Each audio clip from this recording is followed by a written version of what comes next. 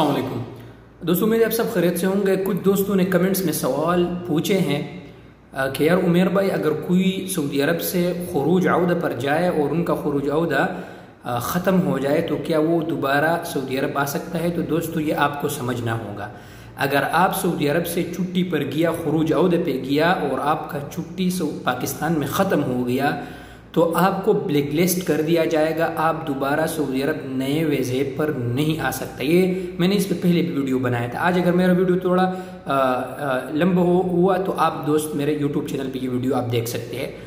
और उसके अलावा दोस्तों, आप 3 साल तक आपको इंतज़ार करना होगा। ये वक़्त कब से शुरू होगा दोस्तों? ये वक़्त अब जब आपका छुट्टी ख़त्म होगा उसी दिन से 3 साल का आगाज़ हो जाएगा।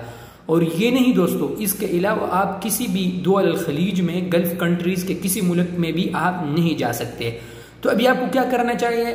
अगर आप ये चाहते हैं कि मैं दोबारा नए वीज़े पे आऊँ तो इस सिलसिले में आपको क्या करना होगा दोस्तों? वैसे भी तो आपने जाना है तो आप फाइनल एग्जिट पे जाए, खुरूज निहाई पे जाए।